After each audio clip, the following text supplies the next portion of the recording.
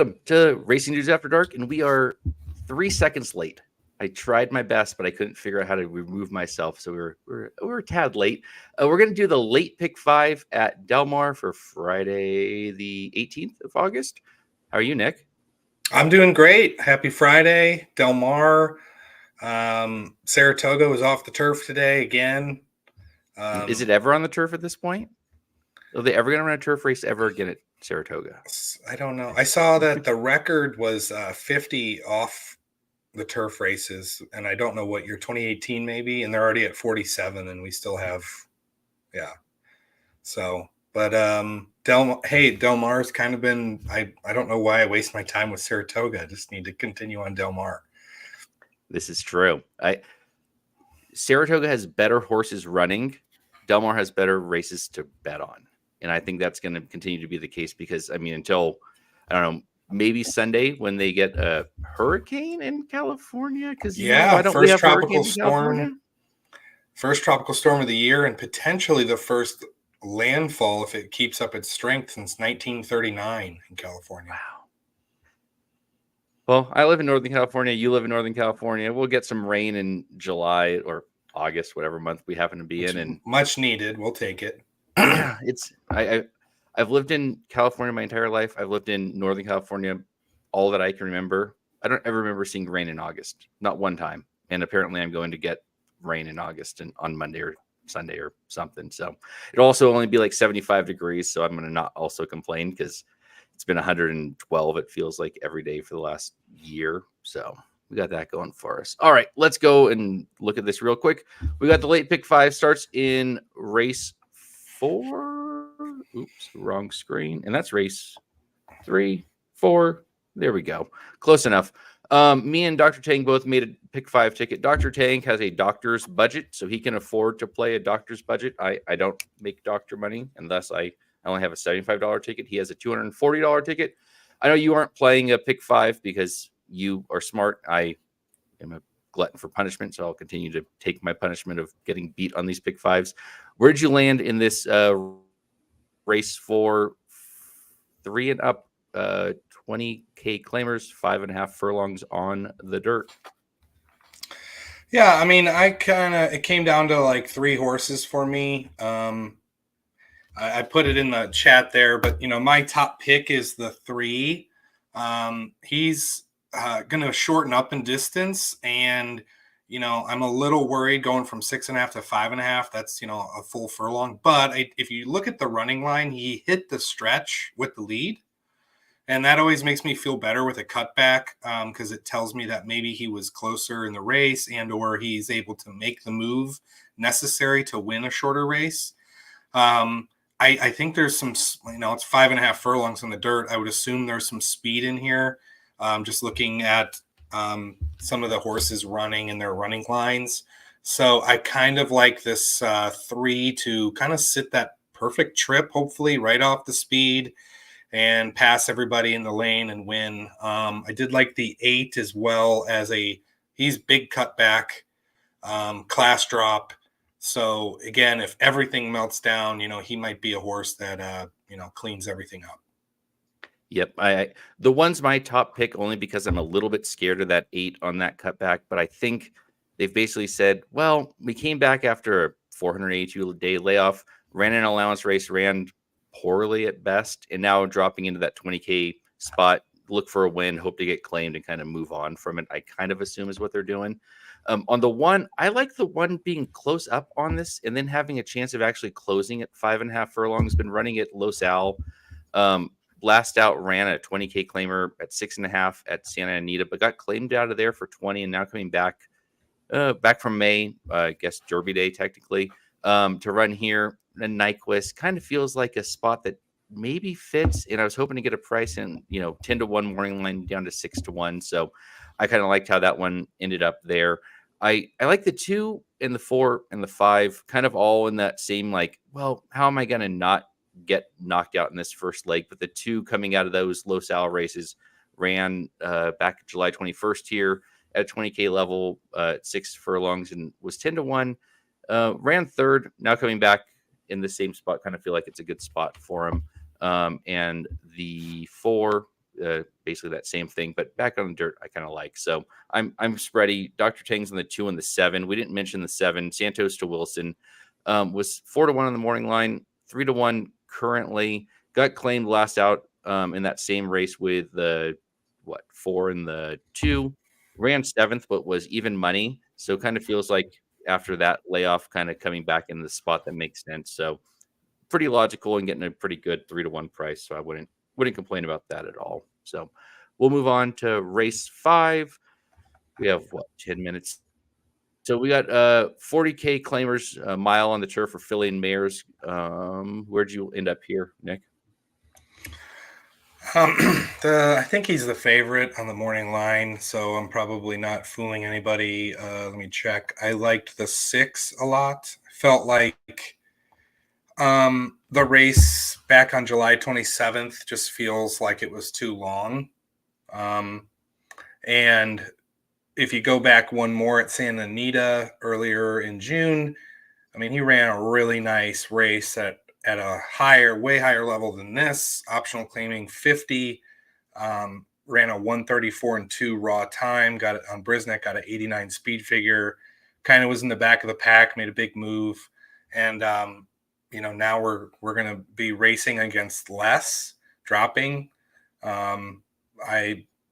Hector Barrios up. I just like this horse a lot in the spot. I think he just might be the best horse, but I did kind of like another horse that was sneaky to me, which is always one of my favorite angles is I like to use, if you guys haven't heard of him, info charting on Twitter. He's got a little, he does these little cool kind of grids. It's like an analytical thing that's based on Brisnet, but there's a certain angle that I like when I see his charts where when a horse is stretching out and has a late energy score that's on his chart that's as good as anyone in the field. And so for me, that's the 7 here. The 7 has tried the distance before and failed, but he's against this current field, could be different today. And I just like on another attempt to stretch it out a little bit. So I'm 6-7 here. And that's really as far as I want to go. 6 is kind of, I don't like singling in turf races as much. So trying to like play the 6 and then, if something wonky happens, maybe the 7 is my kind of longer shot. I singled the 6 for all the reasons you said, basically dropping out of that allowance rank was 3-1 last time and an open allowance, now dropping into a 40K claimer.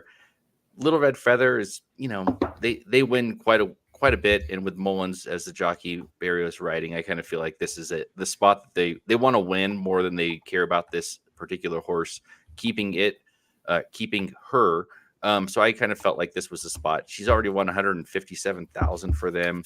Kind of feels like they're like, you know what? She's done everything she can. They're not going to breed her. It's a Tappet mare out of a street boss out of a Tappet mare.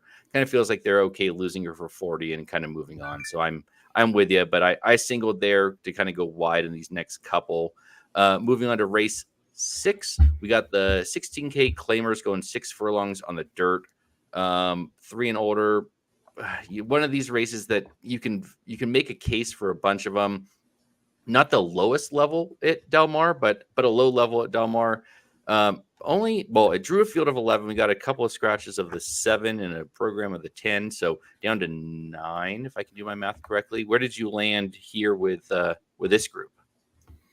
I'm gonna be honest with you, I missed this race kind of in my scouting. So I was just looking at it and I have no marks. I think I was bouncing back and forth between some of the others and never got to this one.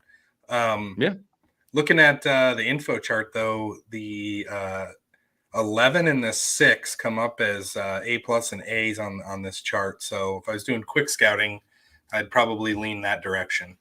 Yeah. Dr. Tang landed on the 3 and the 4. I was on the 4, 5, 6, 8, and 11. I went pretty spready here. It felt like a race that you could see a fast pace develop and kind of melt down. It could also be one where one of these decides to go and then just kind of keeps going.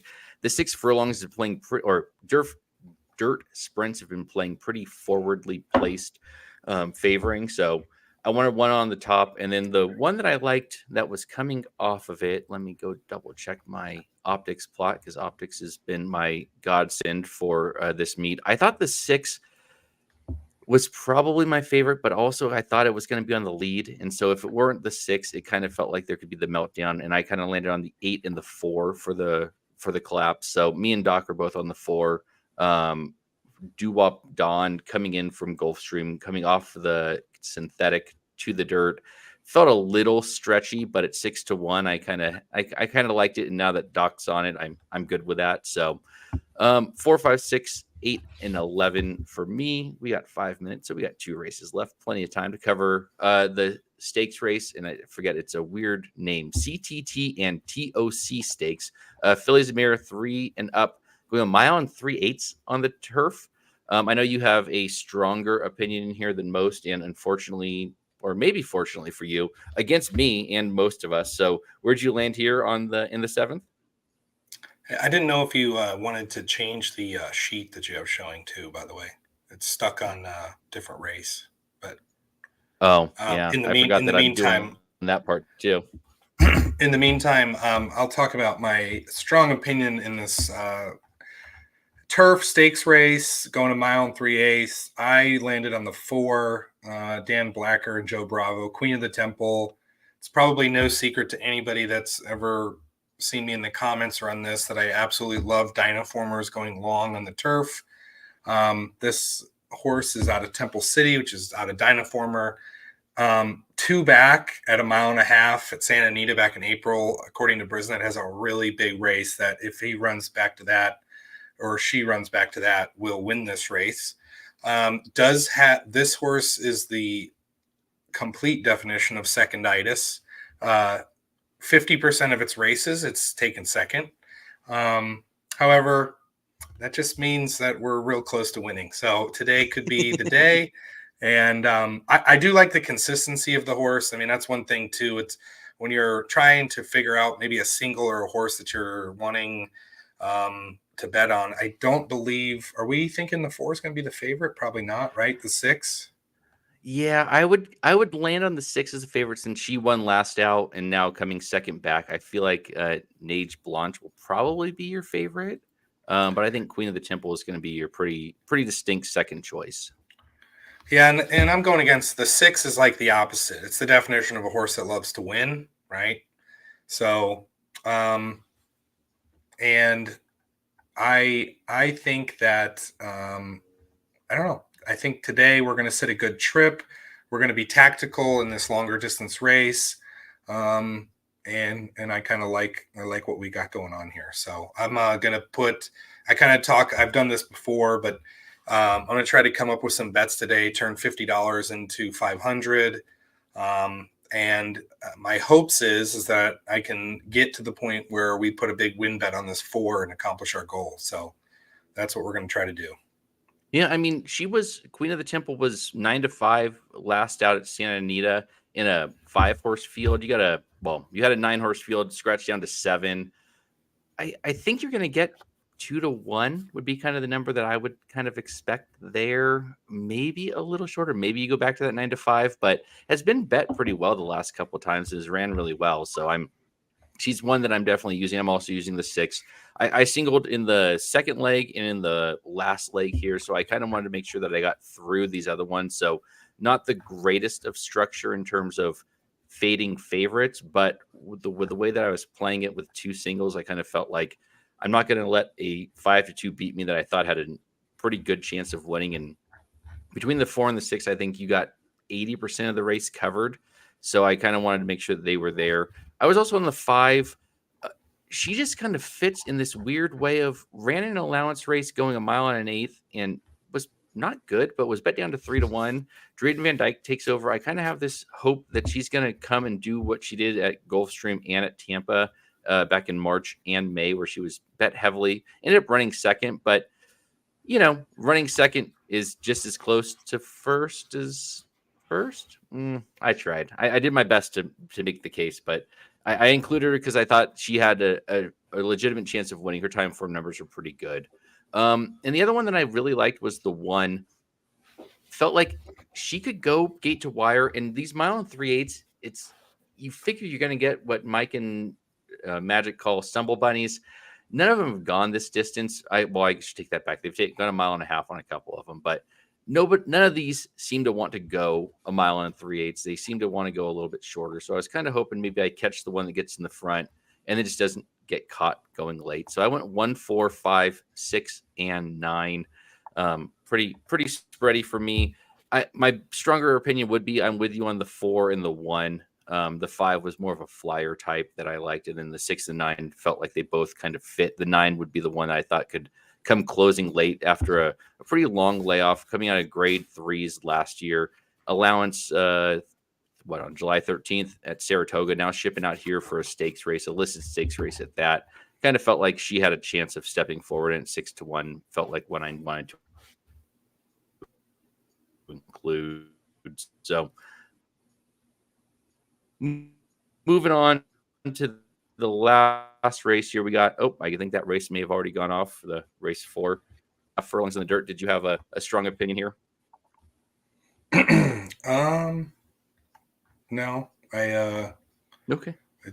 I didn't have too strong of opinion in race 4 here. We're getting ready to go off. We're not off yet. Okay. But we're going to play a double. All right. I like it. So I singled the 6 here. I thought he could get the lead and kind of just go gate to wire at 5.5 furlongs. So I singled in the 8th race for my pick 5. I believe Dr. Tang had the 1, 5, 6, and 10. He went pretty wide. So we will include him in that. He is here now. Race 4 is about to go off. You're okay. You're on the 2 and 7, Dr. Tang. What did you like about the 2 and 7 with your doctor size budget pick 5? I thought the 2, what did I like the 2? 2 was my best kind of bet. I mean, although Papa Padron was not doing too hot, I thought the 2 could get the lead and possibly be a wire job if he's good enough. And then the 7 had a couple of good races back, and Knapp is claiming back on board, although I don't like Espinoza, but he's taking a second off a layoff. So those were my main angles, and it looks like the 2 is on top. I was going to say, in the 3 broke poorly, who went off as your second choice at 5-2. So the 3 would have to do quite the run here to make a move as a 2 gets into the lead. And no shock that the 3 would break bad when I need it. The 8's making a big one here, though. Yeah, the 8's making the big move here. The 2 looks like it hasn't really used much, though, either. Might get a good re-break on this, too, but the 8's charging hard. Yeah. Well, the inside has been a little bit good. That's what I was banking on. So let's see if that holds true. 7. Is this the 7 in front? Yes. Santos to Wilson. Oh, it looks like it's going to be a B day. All right. Well, yeah. I backed up you trust Dr. Tang. I got to quit. The ticket stays alive. And I had that on my contest too. So that was important. Sorry, I was a little late. I mean, what did you end up going off at? Did you guys see? 4-1. Man. Is just horrible. 4-1. 4-1. Here's the deal. I just played a Dr. Tang into a Nick Feldman there. I did 2-7 into the 6-7 next race. You Frankenstein $5 double. You Frankenstein ticket. That's beautiful. I was saying I was all worked up because I was putting in these new toddler seats in the car. Well, that was harder than constructing this late pick 5. You sent me all sorts of other tickets too. I should mention that you did not just say the 240, but at that point I was like, you know what? I'm putting them all in. I'm gonna give everybody the best of the Dr. Tang opinion here. So going thin there was probably, I mean, if you can get to the 7 is one of your top choices, which is 4-1. I probably should have gotten there a little bit easier, but 7 was the last one I included, and I was gonna not play the 7, but I did because you liked her so much, the horse so much. So I kind of left the 7 on, and now I'm through the next leg. So we'll feel good about myself, feeling like I did what I was supposed to by listening to Dr. Tang. Guess what, guys? We're alive, and we're through the first leg without a favorite. I like it. Wow, look at this. Solid. So Dr. Tang, I singled the 6 here.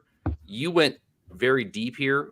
What was your thought about going deep here? Was there something about this race that made you think we need to cover a bunch, or was it just nobody really stood out, so you wanted to get through it? Yeah, nobody really stood out to me. I thought this race was pretty wide open. I didn't love I mean, I think the 6 can win. Definitely. I'm not against the 6, but I thought we could get a price here, I thought. The one I liked based on the fact that I think it's inside rail, obviously, and I think it's the speed. So could it get the best trip around? I thought the 2 was solid. JJ Hernandez with Powell. I mean, I thought there were a lot of ways you could go. I even included the a 4, which is 20-1, Sadler Ayuso, which I thought would be a decent price as well. So there's multiple ways to go here, but I wouldn't be surprised if you're 6-1. I just thought this is one of the race where something crazy could happen. Yeah. And when we get to these type of races, I've just started to train myself to say, I'm going to take the one that I like the best, and I'm going to take that one, right? If I ended up on the 20-1 shot, then I may say, okay, well then I'll take 2 just to cover myself. Sure. But I thought the 6 was good enough that, she should win. And if she doesn't, I'm going to have a dead ticket, and that's okay. I didn't want to go too much deeper than this 6 because I felt that she was the best horse. And, a 40K claimer is still a bit of a chaos race on turf. On top of that, I feel like there's enough chaos that can happen. But the 6 kind of stood out to me. So that's where I landed. Nick, you were on the 6 and the 7. And now that you're taking a drink, I'm going to pad a little bit of talking. And you were live for the 6-7 in your double? Yeah. So I did $5 double, 2-7 into the 6-7. Nice. So I always forget Del Mar is $2 probables. So basically, whatever you're looking at, got to cut in half and then do the weird math and all that. But yeah, I mean, we talked about it before. I think we've, the 6 to me looks like it could potentially be the best horse. However, it's getting claim. It's up for a claim now. So, there's a chance that it, they either don't have confidence or the barn's full, or they just, maybe the owners want to win at Del Mar. There's many reasons why I think claiming races are always they're always my toughest one too. Because I think intentions on horses it's very hard to, unless you have inside information. Sometimes these are tough. So the 7 though, talking about that horse, that horse is going to be stretching back out. And, I know that it's run at this distance before and maybe not been as successful, but again, it's against a new group.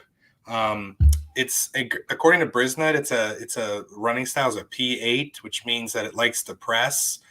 But 8 means that it also can run very forward, and obviously coming out of sprints, it should be forward.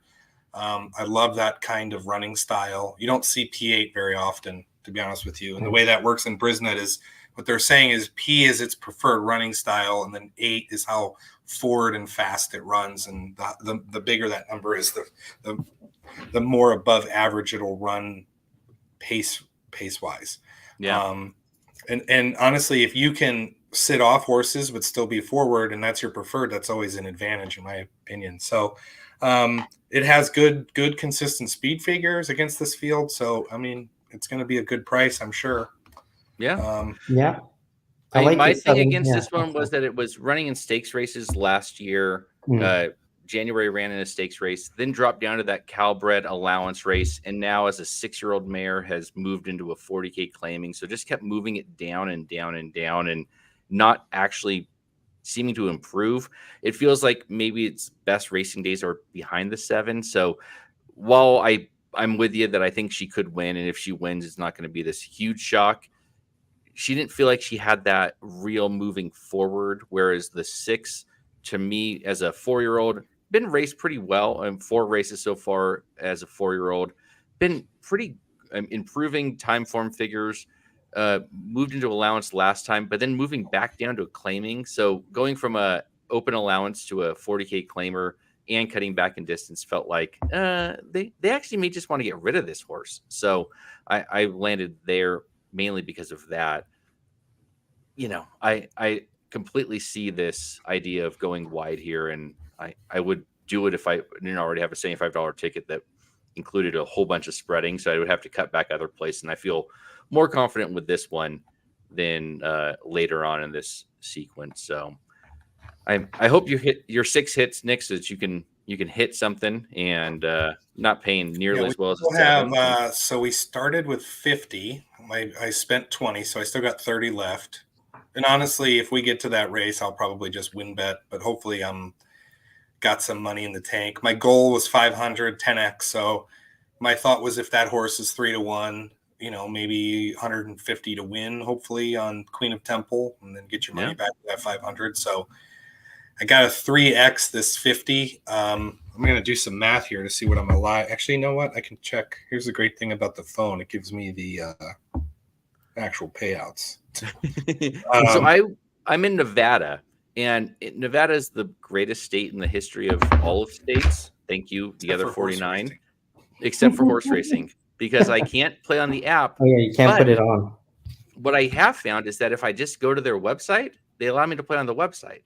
So, not the end of the world. So I'm playing on websites as opposed to apps. And so every time I click the app open and then I say, oh, nope, can't do that. And I have to go to the website, but it's all right. I did play a pressed pick 5 ticket that I'll put up. I think I typed it in. If not, nobody cares. Yeah, I had a good idea that I was going to go there, and then I've forgotten it. So I was reading Michael's comment about my shirt being from I should be in Del Mar. My children bought me this shirt because these are the type of shirts fat guys wear now. So to distract from being fat, I have this shirt on. So you're like, oh, what a shirt! Like, yep, great shirt, skinny guy underneath it. So I distracted myself with the comment. So, have both of you guys been? I know that Nick, you were saying that you were probably going to be playing more Del Mar and less Saratoga. Dr. Tang, are you in that same boat, or are you still trying to believe that Saratoga is better than Del Mar? I'm trying. I mean, I would play it if it was on turf and the weather was fine, but like today was a struggle. I didn't play it much. Only played it because I had to play it in contests. Last weekend was great. Yeah. On Saturday, All-Star Day was great. That was my the pick 60 day I saw paid $20,000. Yeah. So I guess I shouldn't be too negative about it because it's still paying really well. Off the turf races, I swear, people, it's like they forget that it goes off I don't know what happens where they will bet horses that probably shouldn't be bet. And I was alive in the pick 4. And here's what's so crazy about, we talk about pick 4, pick 5, pick 6. So the pick 4, I played with a buddy. We shared a ticket. We were singled to Saez in the last on the one horse with the Tom Amos claim. And it was paying like $400. Okay. Well, the pick 5 was paying $2,300. And the beginning of the pick 5 started with Irad and Weaver winning on the favorite. Yep. So it just is like I mean, again, I know that I'm bad at pick 5s, but I mean, at the same time, look at the difference. We didn't play the pick 5. We could have singled the favorite and been alive to 5 times our money. Yeah. So the main thing with that sequence was that 11-1 Hiles Santana horse that, I mean, I had to, my heartbreaking loss was in the 9th race, my one who looked like a winner coming around the turn just couldn't hold off the re-break on the 2. And then I was out. Yeah, we had so many. I liked that 6. So we were, we stayed alive because of that. And then the Pratt horse in the second to last leg, we had pressed into it, and I couldn't. I even tweeted out, how does that horse not win? And it's like, it's so frustrating. Me too. I mean, it looked like the winner all the way through, and it's like, the 2 horse seems like it's dying and then re-breaks and the 1 just can't get by. It's like, look at Austin was alive in the pick 6 to the 314. He was. Wow. On a $36 ticket. That's awesome. And those are, I have decided that I love the dollar denomination on all of these. And so dollar pick sixes, I would actually be okay with a $2 pick six, but you know, I also understand, let's make it hittable by you and I, or, you know, not the doctor's budget, but, you know, the rest of us that can afford it. But I know that they're moving to the dollar pick six at Santa Anita come the fall meet, which will be good and fun.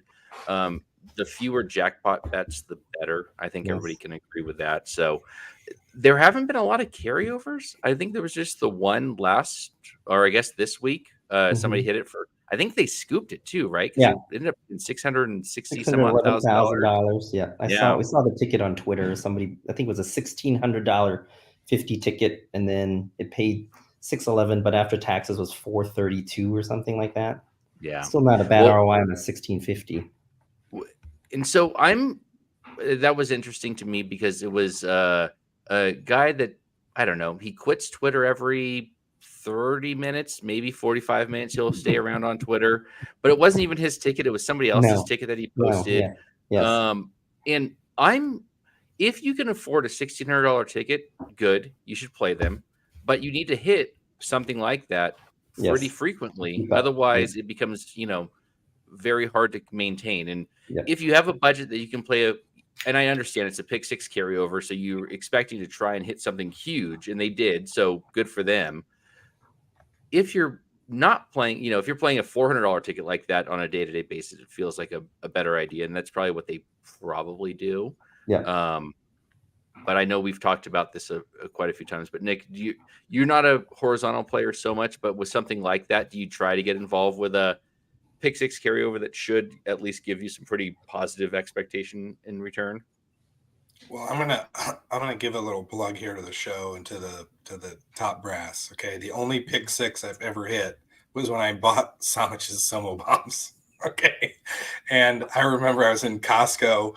It didn't pay anything. I think it was like $1,000 or something like that. But still, I remember I'm walking around Costco, you know, silently watching the races, and the final hit comes in, and I'm all excited, and everyone, I'm with my wife, and she's like, "What's going on?" I'm like, I'm just excited. We're getting toilet paper, right? So no, but seriously, it's, you know, the longer you go out, I've gone back and forth. I mean, I play pick fives, I play pick fours, I like pick threes, but you know, recently I've been trying to do more of just kind of, you know, my goal would be to, with my own money, play like doubles and win bets, and then if I'm up and have profit, then maybe throw a pick four into a sequence where I'm playing with house money. You know, I guess it's all, and I've been, you know, I told you guys that when I was at Saratoga, I played that tournament. I'm trying to play in more of those because I think they have value, and they present different ways of playing without having to just play every race and just, you know, figure it out that way. So I will also mention that we were going to talk Remington. Davey is at the track, so Davey's not showing up, so we're not going to talk Remington. I was going to single the 2, which I believe was going off as a huge favorite, ended up at 6-5. And the 6-1, who was 27-1, longest price on the board. So pick 5 carryover at Remington tomorrow. You're welcome. I'm calling it now after one race. So, Dr. Tang, you are more of a horizontal player, and I assume you don't play the jackpot bets until they come to mandatory. And even then, do you play them? I do. Like I played the one on where the 611 scoop. I did. Well, I mean, I do because I think my biggest hit is off a pick 6 carryover. I think it was last year, Belmont, Muddy, Bella Principessa. I think Irad won the last race, and I hit that for 52,000. That's awesome. So that was my biggest hit, and the ticket was 540. Okay. And so I guess that's where I kind of land with all of these horizontals, is that if you have the budget, I was talking to my brother-in-law who has helped me make some speed figures and does a lot of data stuff, and telling him, if I can play a $500 pick 5 every day and play 2 of them, because you do the early and the late, for example, at Del Mar, and you hit one, you know, so you got what, Thursday, Friday, Saturday, Sunday. So you get 4 days, 8 pick 5s over that time. So you're paying $4,000 for the weekend. in theory about $500. So you got to be able to hit one $4,000 pick five a week. And if you can't hit that, then you're losing money. And it's okay to, go 2 weekends without hitting it. And then, that last one, the third week, hit a $50,000 one, and it kind of pays for it all.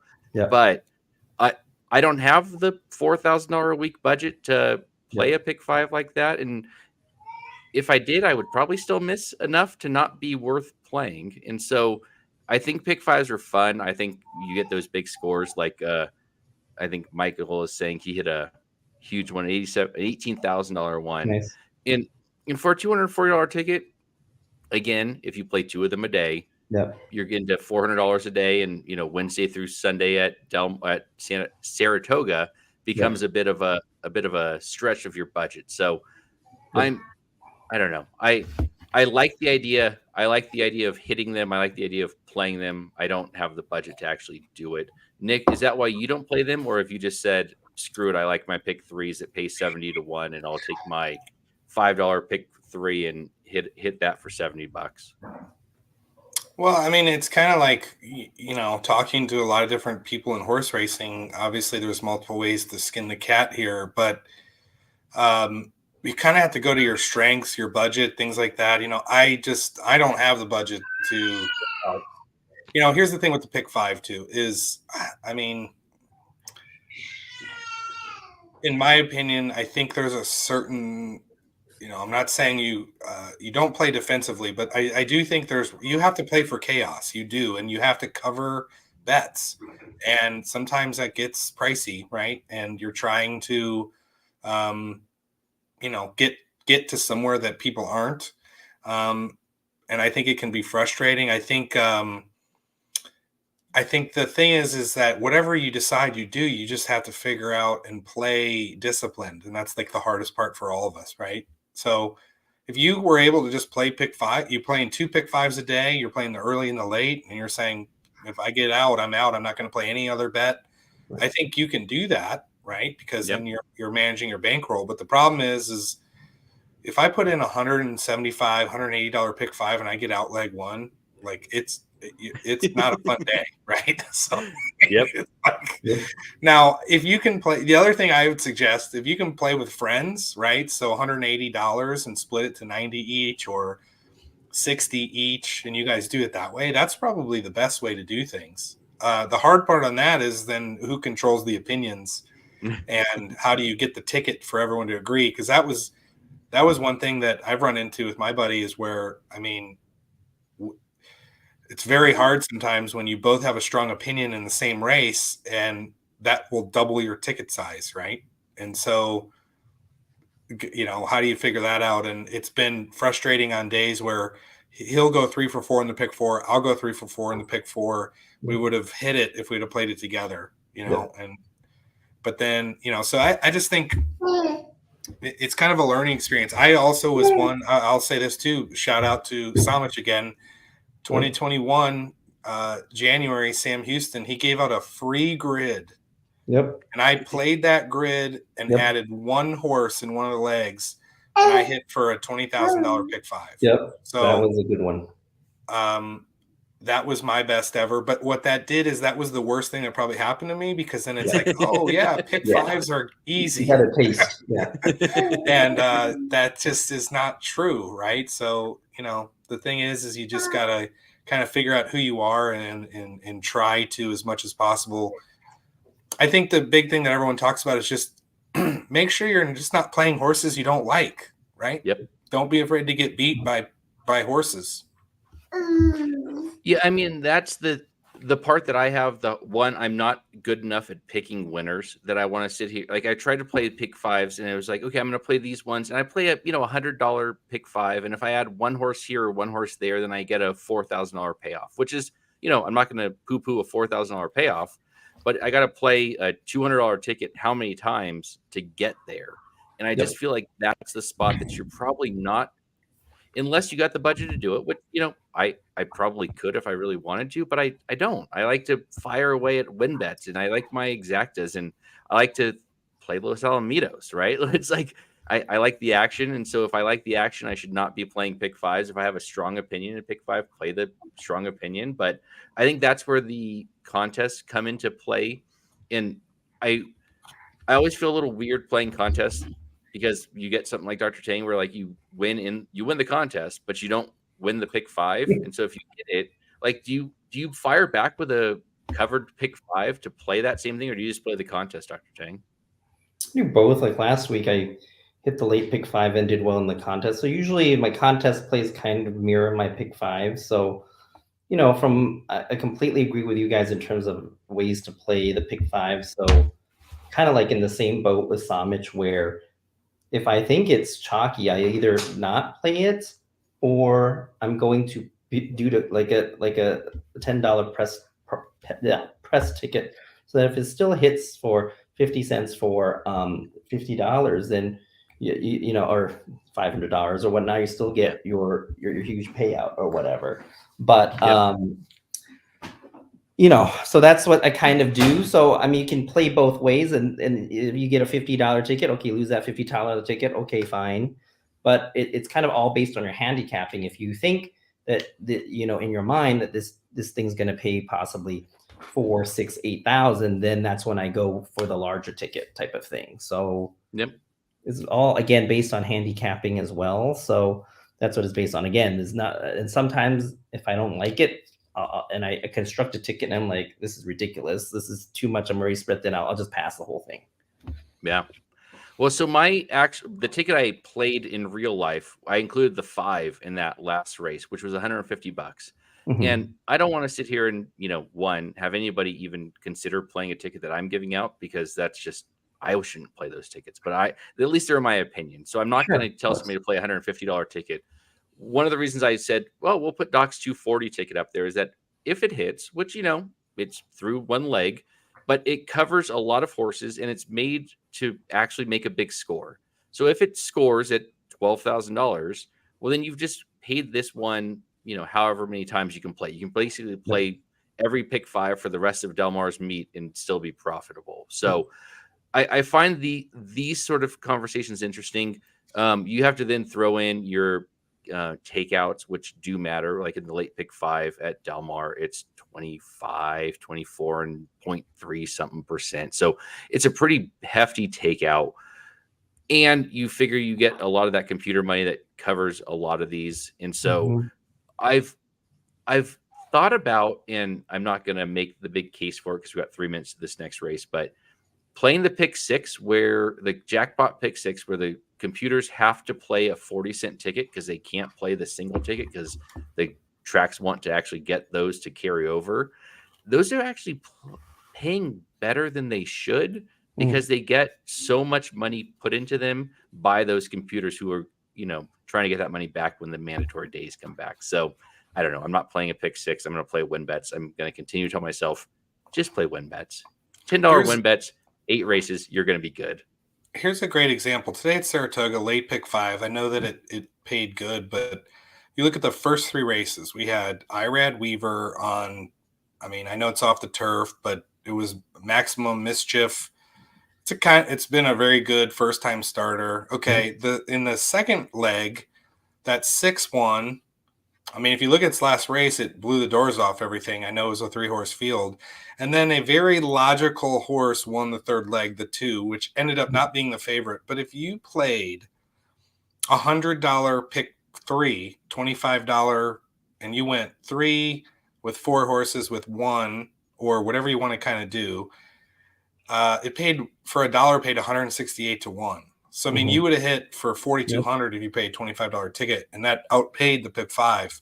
And so sometimes like cutting off the opinion, saying, if I loved the 2 in the third leg and I liked that 3 to start, and I'm playing for some chaos in the middle, just press the pick 3, and then you don't have to worry about the last 2 legs, right? And I think that's one thing that ITP always talks about, is that why are you wasting your good opinion with the last 2 legs with horses? You're spreading and you're doing all this stuff, and it's like, I think that's something to think about too. You can spend $100 pick 3, but nobody really, not a lot of people pay. I'll tell you, AHP Drew, if you guys follow that guy on Twitter, that guy can bet some horses. He Yep.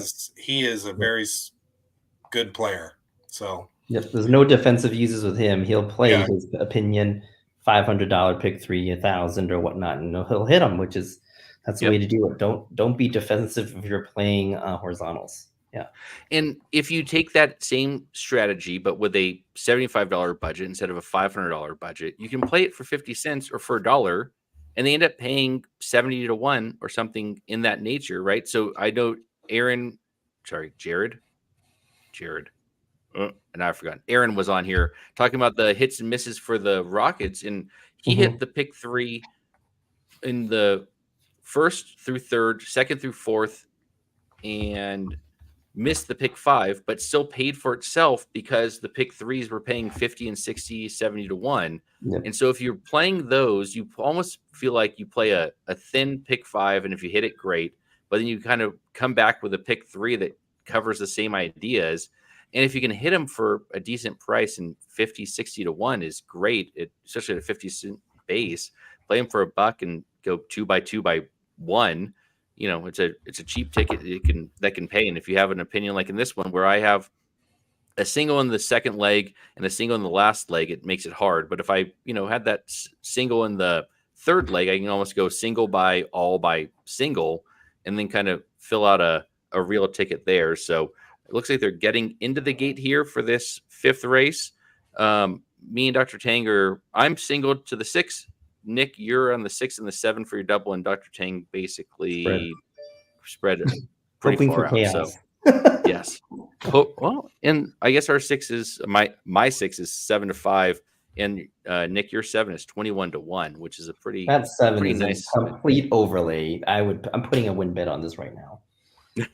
I played an ABC pick 3 earlier, and on a fifth I think it's on a BBA ticket right now for 50 cents. That pick 3 is paying $168. So yeah, Wow.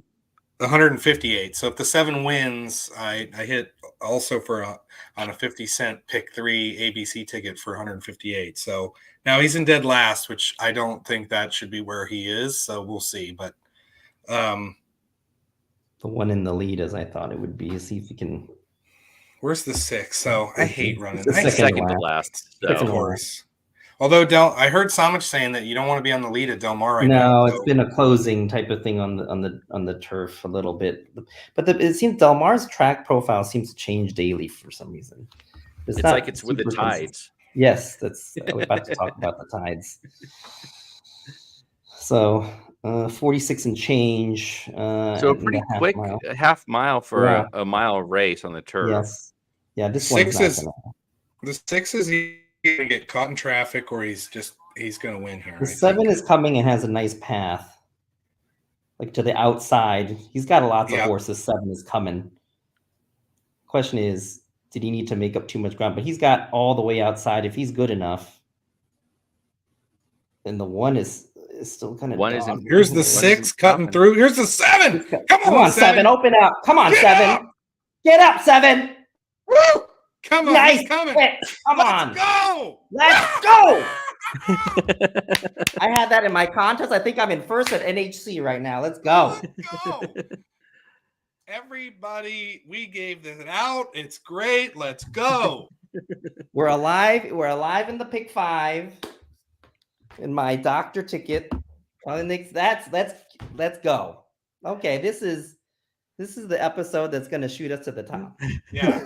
So the $2, 7 ends up pulling that one off, and the $2 double that Nick gave out was paying $125 for 2, and you had it for $5. So you're gonna have to do the math and text me what that looks like, so we can put your actual total down here in the bottom here, because now you're gonna be close. I mean, you're close right now to your $500 goal, right?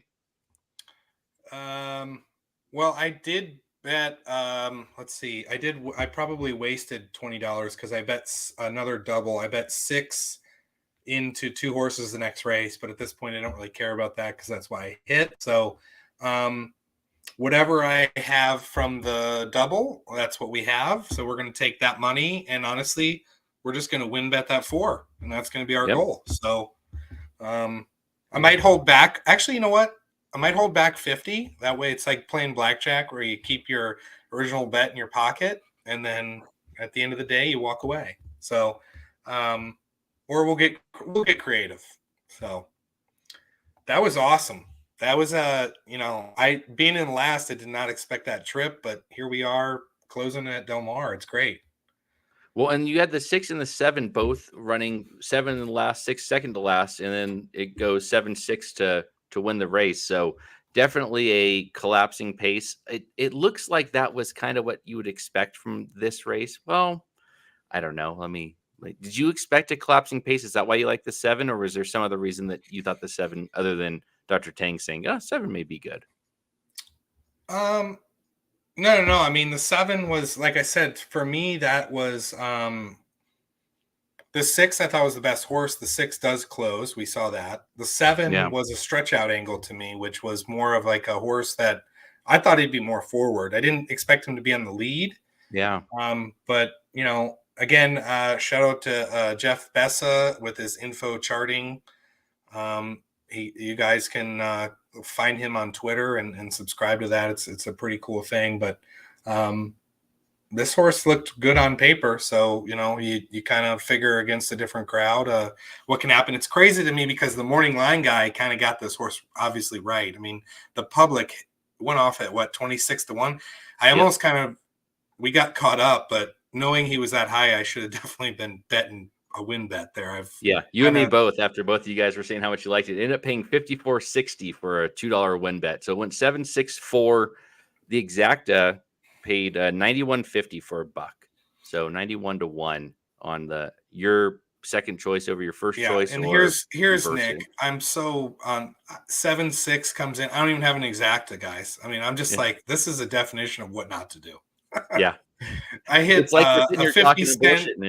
I hit a 50-cent pick 3 and a $5 double, and here I am excited. I could have just absolutely crushed. So could have paid your mortgage for the month. Yeah. It's fun when you do this. I'll probably look back at this later and be like, what the heck was going on here? Should have been paying attention. Absolutely nailed that race, and I come away with like a couple $100, not the grays. So yeah, I mean, and that's sort of how I don't normally do YouTube shows, so normally I can sit and bet these things. And if I didn't like the 7 at all. The 7 was nowhere near my ticket. You guys both liked it, so I kind of was like, oh, I should probably play something. And then don't have any money in the TVG account, so I wasn't going to go over to Express Bet and put a bet in. So I'll live with that one.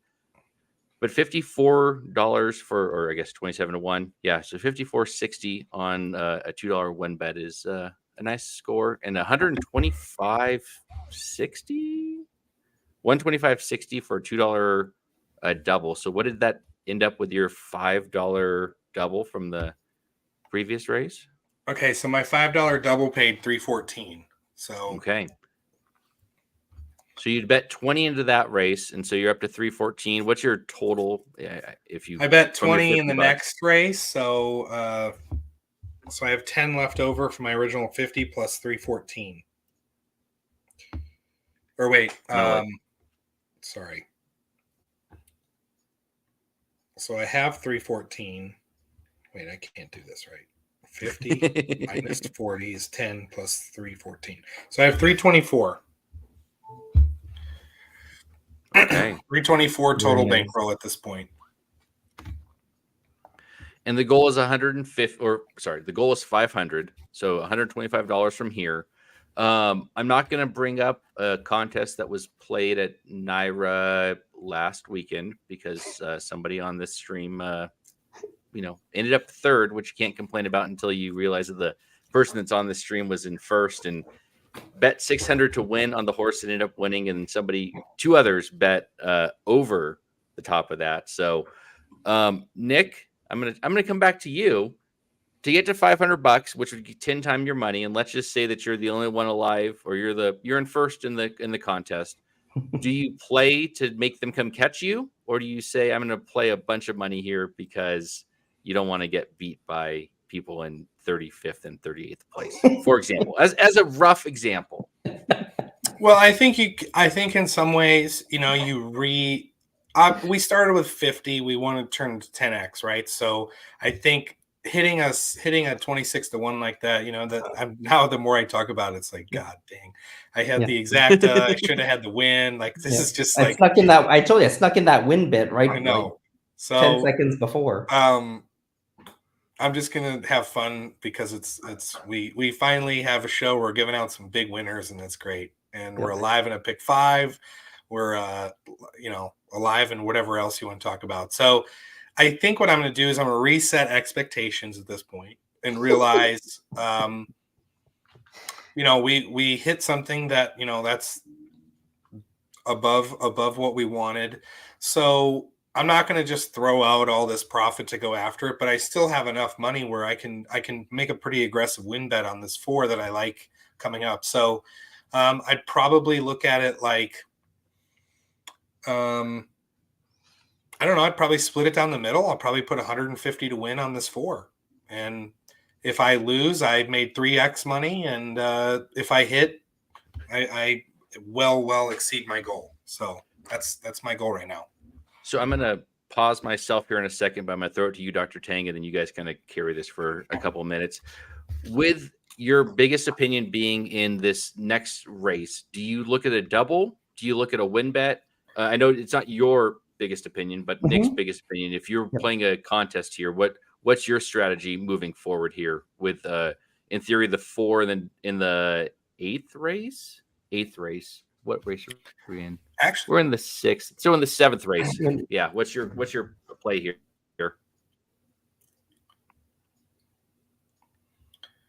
Oh, it's talking to me, right? Hello? Oh, he might have.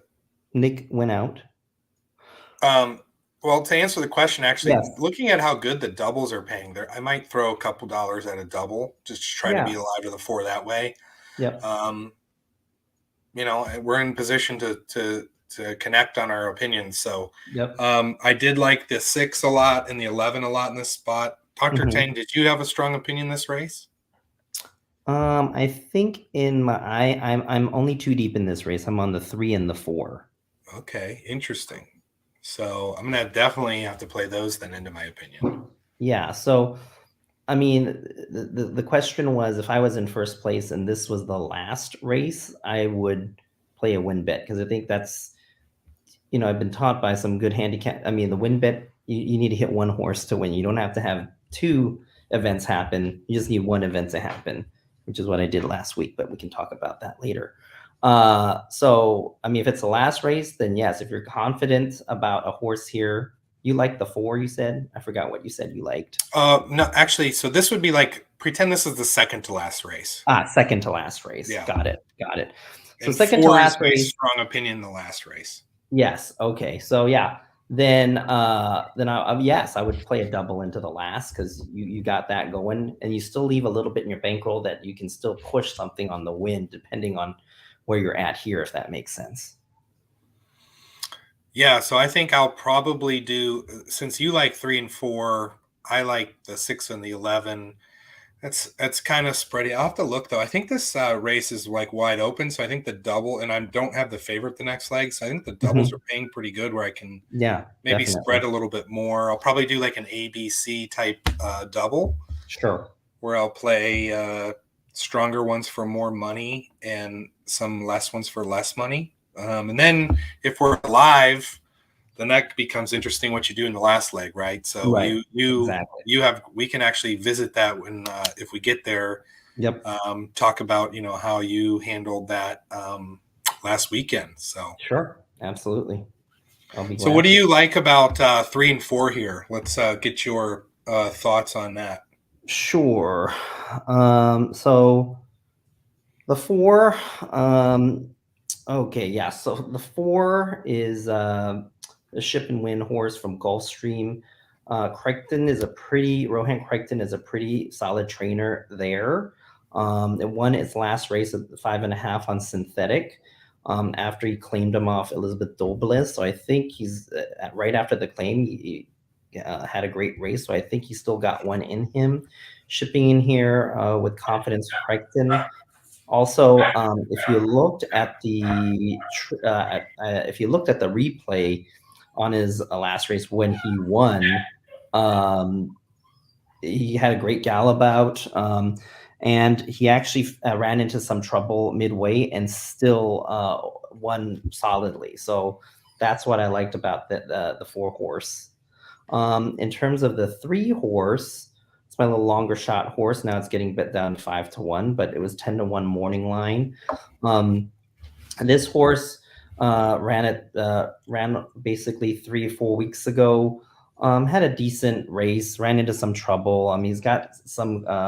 He's more of a kind of plotter closer, but the trainer puts him in after 4 weeks, and Alcigor stays on him for the second ride. So I'm hoping that Ortiz Senior's at 11%. So I'm hoping gets another good ride. Had a little trouble trip, so I'm hoping that he can improve on his last. No, that's great. We looks like the 6 is the favorite here, which was probably no surprise to many. Yep.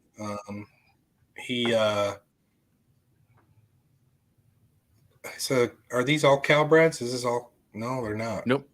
All right. Nope. So he's not a Cowbred race, but there is quite a bit of. Well, I guess there's. No. Looking at the screen here, there's only 2 Cowbreds and I guess a couple scratches. So I mean, I like the 6. The 6 was my top choice, but I liked it kind of as it's a logical one that can kind of get me through the pick 5, and I'd play it with a kind of a hope of hitting something a little bit bigger, but I didn't want to miss. If I hit my 6 in that last race, I wanted to make sure I stayed alight in this race. The 5 is down to 5-2. The 6 is at 2-1. The 6 looks to be the pretty heavy favorite in the doubles.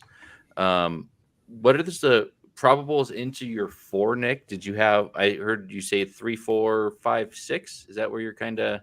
Well, I respect Dr. Tang, so he went pretty short here, so he's got a good feeling about this.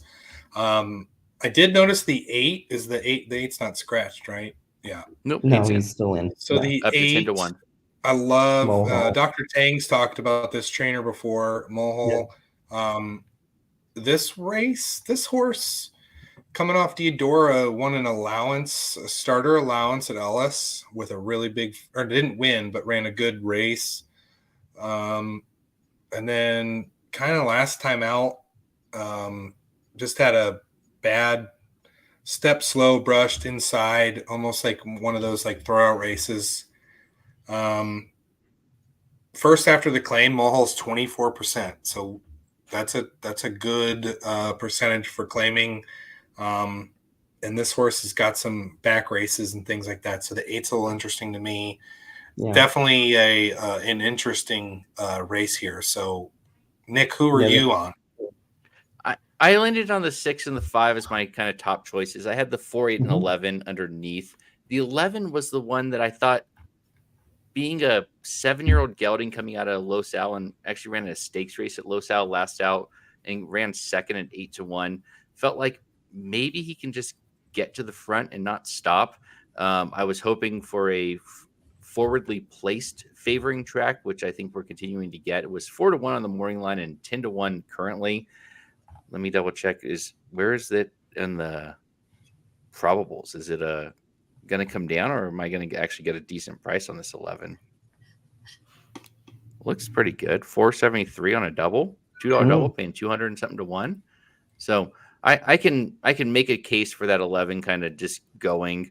A stakes race at Los Al wasn't a huge thing, but running second there and going, not gate to wire, but going pretty forwardly, feel like I can make a case for the 11 to do that. So it would be my longer shot. I wouldn't be making a huge case for it to win, but I kind of like the idea of the 11 coming here.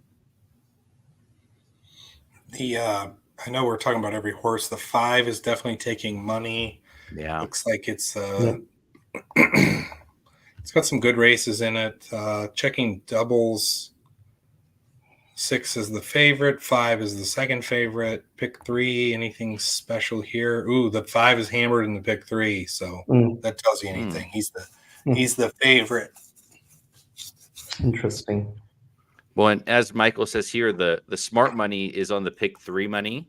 And so that is interesting that the 6 is the favorite in the doubles, but the 5 is the favorite in the pick 3. So Interesting. probably going to pretty close. Well, I guess the 5's paying 167 in the pick 3 and the 6 is paying 240. So a good enough difference there that they're not super close. So it will be interesting where they actually end up going off here.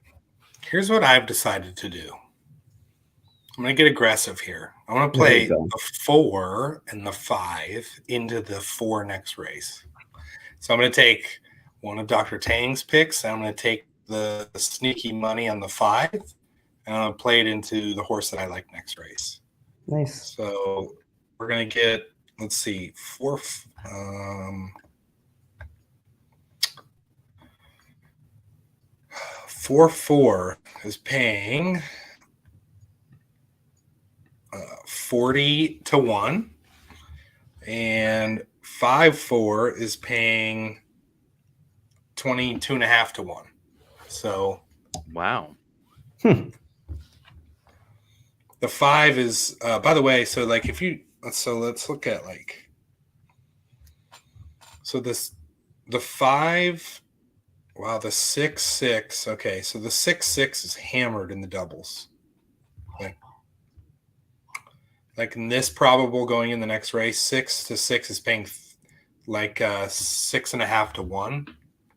And the next closest horse is the 5-6, which is paying 17 to 1. So it's a pretty aggressive, but that's favorite to favorite. So I don't necessarily know if that tells me much. I always like to see when you see a number that's kind of something sneaky that you don't necessarily think. Yeah, and that's one of these things with races like this where you have a 16K claimer on dirt that gets a little chaotic, and so you don't have any real strong favorites. I mean, I guess 2 to 1 in a 9-horse field is kind of strong, but not terribly strong. And you have the 5 being played pretty heavily, and the rest are, not. You have a 20 to 1, but kind of somewhat close. Anyways, it's a relatively competitive race, and then you have that stakes race next where you have a pretty competitive race there. So you do kind of expect to see fairly high paying doubles in this regard because people will spread, and there's not a Baffert to a Baffert on dirt where you kind of expect a 1 to 9 to a 1 to 9. So you kind of get that. These are the doubles that I feel like you can get into that feel like if you have a strong opinion like Nick does on the 4 in the next race, you can really hammer that. So. Yeah, I mean, I think it kind of comes down there, Nick, for you on how much you want to wager on this race if you didn't have a strong opinion on it to start with into the race where you actually had the strong opinion. And that's one of those tough things in the tournaments for me that it's like, well, I got some money. Ooh, I can make more money if I played the double, but I don't have a strong opinion here. So are you gonna play a double? And if so, what's your thought on what it's looking like? 8 minutes out still without knowing the exact numbers. Yeah, we're gonna fire here. We're gonna try to maximize some thoughts here. So I've kind of looked at this. Austin brought up a really good point. The 3 in the pick 3 is almost paying the exact same amount as the favorite, the 6. Okay. Wow. So we talk about some sneaky money here. We talk about Dr. Tang's opinion with this 3-4 here. The 5 is hammered in the double. So I'm going 3-4-5 into the 4. I'm going to weight them differently. Yep. My gut tells me that I'm gonna roll with Dr. Tang. So I'm gonna go 3-4 into the 4, heavier, and then I'll play 5 into the 4 a little bit less. Okay. I'm thinking. Nice. My original thought was this. Okay, we had 50. We turned it into 324. If I split that in half, it's like a $1.50, whatever. So if I have 150 that I kind of want to play with, I'm going to, and I think I'm still going to get, hang on, let me do some math here. I think I'm going to I get was gonna 3 say to 'cause 1-ish.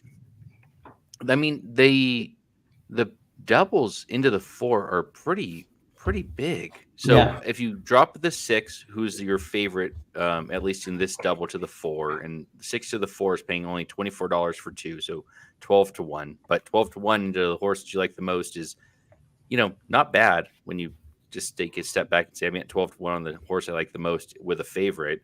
But your 3 here is paying $77 for 2. Your 4 is paying $89 for 2, and the 5 is paying $44 for 2. So you're playing, 30, 40, and 20 to 1 into your top choice in this next race. So there's definitely value there. And, we are still, 6 minutes out. So these numbers are getting more realistic, but you still got some late moves you'll probably see. But you probably want to wait a few more minutes to decide how you weigh them out. Well, I think I'm going to play a $25 double, 3-4 into the 4, and then I'm going to play a $15 double, 5 into the 4. Okay. And then that's the $75 bet. Hopefully they are live. If they're not, then I will use the other $75 on a win bet on the 4, which will put me at, if he's 3 to 1, that's a $300 hit, and then I have $150 left over from earlier, and that puts me at $450, which is a little less than maybe goal, but at the same time, we have an opportunity to crush something here. So, I kind of wish I would have been hammering that 6-7 last race and alive again here, but it's the way it is sometimes. Live and learn. So we're gonna find out what's going on. So Dr. Tang, with the way that he's talking about this, he's playing the lower priced for $15 in the double, and then the higher price is at 25. Is that the way that you would do it, or would you reverse it where you kind of get equal numbers into this next one, where you're kind of Dutching it so you get the same price? Yeah, in this case, I would probably Dutch it to get the same price. But usually in the contest, I don't go like 3x2 or something like that. If that makes sense in the double, you got to go 2x1 or 1x2 or even 1x3 type of thing. You just kind of have to press that opinion, if that makes sense. Yeah. I mean, that's the thing with these contests that I think, Nick and I are still practicing, and, Dr. Tang, I don't think you'd call yourself an expert. I think you'd also say you're trying to learn it also. And what makes the most sense, where it's like, well, if the goal is 500 or 10 to 1 or 10 times your money, I guess would be the way we're talking about it. You want to get to the 10 times your money with all of them, is what you're saying. So you kind of want to Dutch it so that they're all kind of figuring it out that way. Right. So if you do miss your win bet, well, one, you're probably going to be dead because you're going to also be playing a win bet here. Yeah. So that is, I guess, where my not being the one involved with playing this ticket, I'm like, well, why don't we just wait until the next race and put all of it on the 4 to win? But when you get into, a contest with some killers like in this BCBC, you can't do that, right? You have to be trying to hammer and going thin. So Nick, would you want to do a reverse of that where you basically Dutch it, or are you still thinking that you like the 3 of the 4 more, so you are good taking a bigger price because you like the price on those more than you like the 5, but I'm playing it almost as a coverage type of. The thing to remember here is a couple things. One is, if let's say the contest ended next race. Okay. Right. And, I use 10x, right, as my thing. Yep. In a contest, I learned from Matt Miller that you probably want to go like 16 or 17x typically on the bankroll. So, having said that, but let's pretend for whatever reason the 500 was what we thought was the goal. We might be looking at the leaderboard right now. And if the leaderboard was crazy, you'd have to make adjustments. If it's not, you just still play your own game. Yep.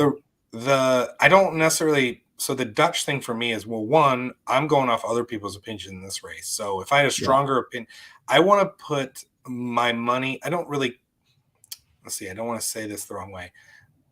The payout numbers are important, but I would much rather put more money on the horses that I had a stronger opinion.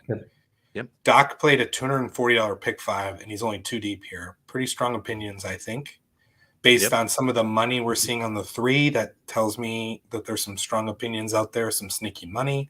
That makes me feel good. So Yep. I decided my better opinions are the 3-4. The 5 is getting hit in the doubles, taking money in the win bet, good jockey. Looking back at it, I think it looks pretty good. So gonna play the 15 there. Now,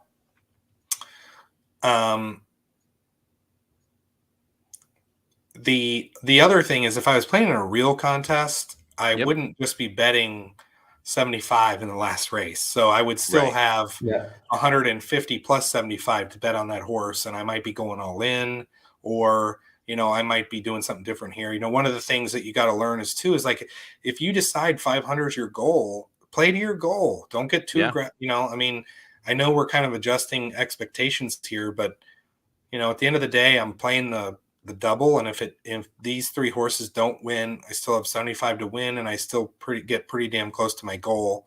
Yeah. Right. And if you turn if we're all sitting here and you can turn 50 into 450, you're good. Yep. That's Most of the time.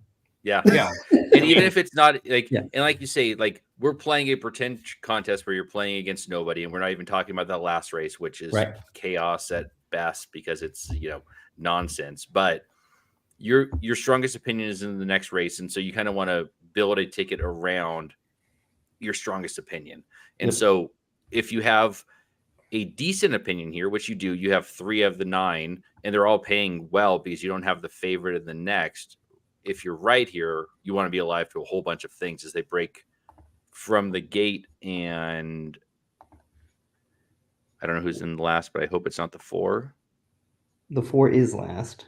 All right. Nailed Well, it. not really now anymore. Yeah, he's Yeah. a closer though, so we're Yeah, okay. he's a closer. Okay. The 2's last. Yeah. 5's in the lead. 6 is right 6 off. is right off.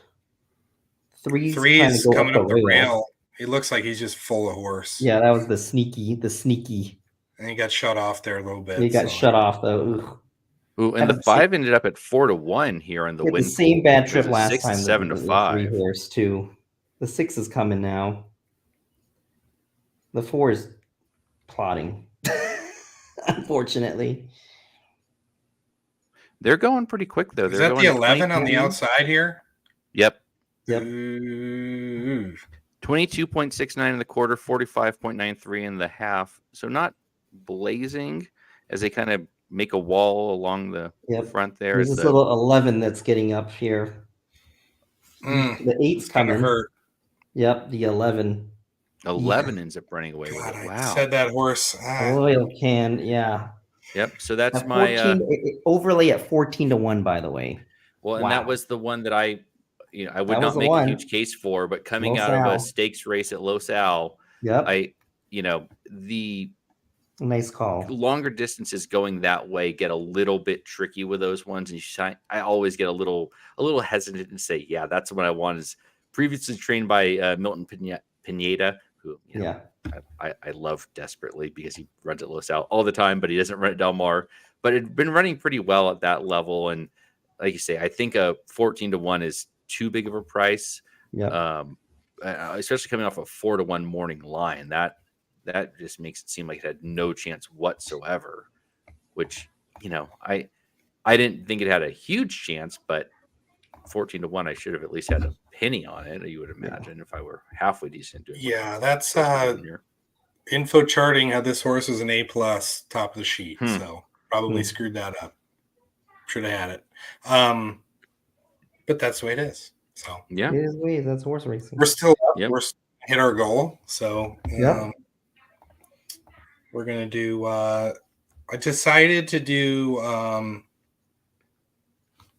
so here's this is probably stupid, but I feel like I decided I'm gonna risk 100 in the last race, and I'm gonna do 80 to win. And I'm gonna do an exacta, the 4 over 2 horses. So that's 4 wins. We're good, and hopefully we hit an exacta as well. So. And what are the horses you're looking at for the underneath spot here? The 1 and the 6. Okay. 1 and 6. So I yeah. imagine the 4-6 exact is going to be a little light because you have the favorite in second. But I do think your 4 is going to be second choice and a pretty clear second choice. I argued earlier that I think it's going to be 9-5, 2-1, which with 2 scratches I think is where it's probably ends up. I don't think the 6 should be a huge favorite because I don't think the 6 is a significantly better horse. Nage Blanche, I don't believe is better than a whole bunch here. Hold on. Come on, take the 11 down, please. Inquiry. Take it down. Inquiry. Okay, let's see here. Oh yeah, he's for sure taking them down. Look at this. This is horrible. Where the hell's the inquiry? Oh god! I don't see the inquiry. Take them down. It's like I'm good with the 5 winning. If I'm going to be honest, fine with the 5 too. They're going to take this down immediately. Feldy has it. Where's the foul though? Where's the? It's everywhere. Every bit of the 11 was a foul. Who cares It's about right low there. selling? Oh, yeah. Oh my God! Yep, got to take them down. You have to. It's New York. They take them all down every time. It's consistent. There's no questions. There's no argument. If Irad's not on it, that's coming down. That's like a hurting move by Irad. But as yesterday, I mean, you see Bill Parcells just went like that and left. He got screwed yesterday again. Bill Parcells. I felt bad for him. Oh, okay. God, this so would be huge. Do you realize it's paying 24-1? So 24 times 15 would be 360. That'd be the goal right there before the bet. Yeah, that's right there. Come on. So because you're not playing in a real tournament, I'm not going to jinx anything. What, Dr. Tang, what's the look for you if you do hit your goal? Oh, touchy subject because you said you want to hit 15,000 in the Naira contest, and you said I'm going to hit 15,000 and let them catch me. Right, which is, I still believe, and Nick and I were talking about this before you got on. I think that's the right move. Is you want to say this is never I want to get to, and if they beat me, they beat me, and I'll take my loss, and it's okay. And so, would you, if this 5 wins, if the 11 gets taken down, the 5 comes up, do you then play the 4 still to win, or do you just let your double ride because you're going to say this is going to be okay for me because I'm already on the 4 for enough money. I don't need to play the win bet on top of it. That's what I would do. That's the beauty of doing the double into the next interest rate. You have more options, and if you want to shoot for more, of course you can do the win bet. But if that's where your projected level was at, then you can hold. So, Michael, I'm sorry to tell you that we're going to ban you for quite some time because it was not a love tap. He sucker punched him. He beat him up. He kicked him in the balls, though I think he's a gelding. This is a takedown 100 times out of 100. The longer it goes, the better it is, right? For a takedown, usually. Yeah. Yeah. I love that confident, yeah. And they're not taking him down. Oh, and the 11 stays up. You're welcome, Michael. Oh, but you're dead. I'm good at reading. All right. Well, on that note, I got to take off. Okay. Well, I was going to say, because we've kind of ran through and everybody's dead in our picks here, we gave a decent opinion here. And if you hodgepodge our $240 or $75 into a $500 pick 5, you're alive for two more races. But yeah, the last race was solid. The last race was huge, 22-1. That was the key horse there. This thing's gonna pay now, like 4-1, 22-1, 14-1. With 2 races to go. I don't even want to know what this is gonna pay. What's the pick 3 pay right now? Does anybody have that? I don't think they've posted because this one isn't official yet, but we'll hold on for a few minutes and we'll get these will pays out. Yeah. And pick 3 for 50 cents to the 11 is 326. It's a big, it's gonna be big. Yeah. So we'll Nick and I at the very least will hang out until we get the will pays, so we have an idea. Nick, we'll let you talk about what you're going to do for your 10x, whether you're going to do it or not, because it's not a real contest. Really becomes the question. Dr. Tang, if you're out of here, go be a doctor with your child on your lap. And do you work from home? Do you doctor from home? Is that a thing? No. Okay. I wish. Are you at home now? No, I'm at home now. Yes, I am. Okay. Okay. I was gonna say because this is where you always do these from. So I'm like, do you just do this from your office? Because like my boss doesn't care if I'm on YouTube. We're allowed to do Sometimes YouTube, I do it from the office. Sometimes my office and my house background kind of looks the same. Okay. So it's similar. Yeah. So, anyways, Fair. yeah. As I said, 10x for the live. Yeah, last week was 18x. I thought I was still good, but no, I needed like 21x. Yeah. So I don't know. We'll let you go here, Dr. Tang, as Yeah. I explained that you were in first place in the Naira contest, trying to get to I can stay for 2 more 15,000 was the years, goal. Yeah. The goal was 15,000. You were at 10. You played, I believe it was a $600 win bet on the horse that ended up winning. You ended up at like 14,700 or close to 15,000. And the two guys that jumped you were in the 30s, and they just basically 35th went and all in. 36th. Yeah. Yeah. Did they? I assume I didn't actually calculate it. I'm sure you did. Did they just go all in on a win bet with them? Or I do they don't do an think so. exacta? Even with a win bet, because in the 35th or 36th point, I felt like they probably had $1,000 or $1,200 because even down to 10th or 12th place, they were only at 2,000 to 3,000. Okay. So it was either a huge exacta, straight cold, Mm-hmm. or they had the double already going into it. That Gotcha. Okay. you So the contest ended up. They ended up I believe they were 35th and 38th. Where's that? yes, In the low 30s, and they ended up jumping you, and you were in first, and you hit a win bet to get there. And those are the ones, in my opinion, I'm going to be okay losing those contests 100 times out of 100 because you were in first and you got basically the number that you wanted to get to, and said, if they catch me, they catch me. Yes, you'd prefer to win the 27,000 and a BCBC seat, like obviously. But if you bet more than that and you were wrong, well, then you could have that chance of jumping down to third or dropping to fourth or fifth with a loss, and so you get even less money. So, are you comfortable with your play there, and do it again, or would you do something different in that scenario? I mean, the only thing that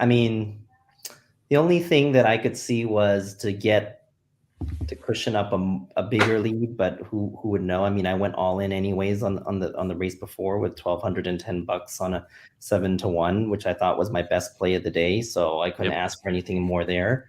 The only thing is thinking if that was the best play of the day, but the problem is I also had to get my mandatories in. So if I could have saved, I know, $500 and I would have gone 1,700 all in, would that make a difference? Yes, in the long run. But gotcha.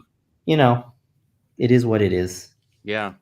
Well, and that's the thing that, Nick and I have talked about a few times of your opinions are really, really good. Your plays seem to be really good because of the way that you play in these contests and the way that you hit in these contests. You seem to prefer the $2 win place contest more than these live money ones. And I think that's, speaking on your behalf, you are good at picking 15 and 20 to 1 shots that hit 1 out of 6 times, which jumps you up enough. Whereas when you get in these live money contests, all in on a 2 to 1 shot kind of does it also, which you probably have never done in your life. Yeah, or somebody can do it even like all in with 6,000 on a 3 to 4 to 1 exacta. Yeah, that gets you to 25,000 or something like that, right? Yep. So that's what Somich did once I think he did at the Keeneland Gamble. Yeah, and those sorts of plays are possible, and they make sense, and especially at 3 or 4 to 1 on an exacta, it's like, well, that should come in more often than it doesn't.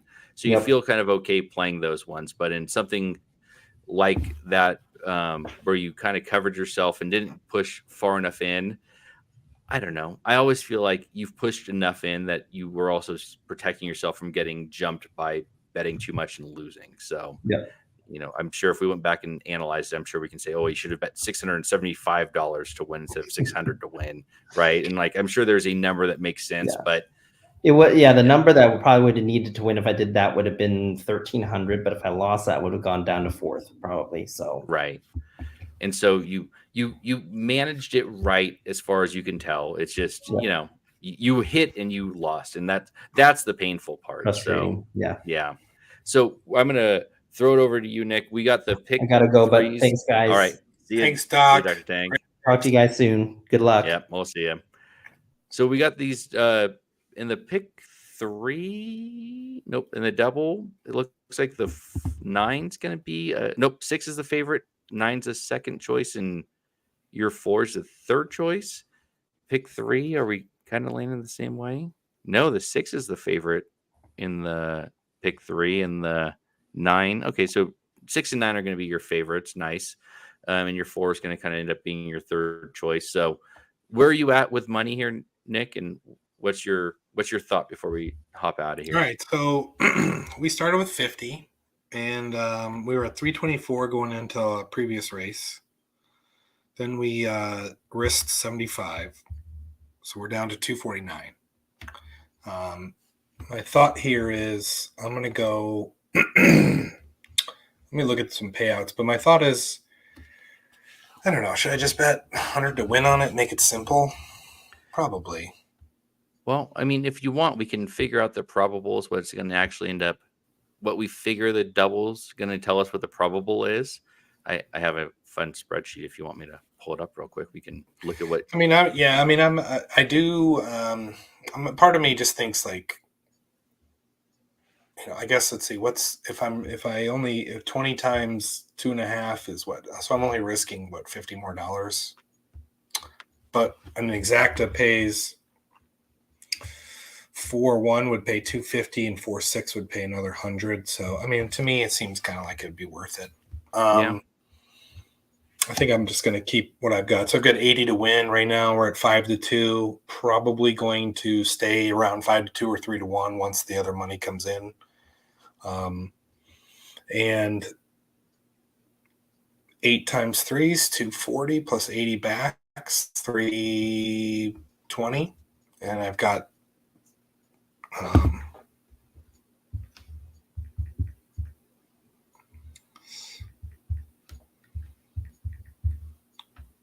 149 left. So Okay. That puts you just over.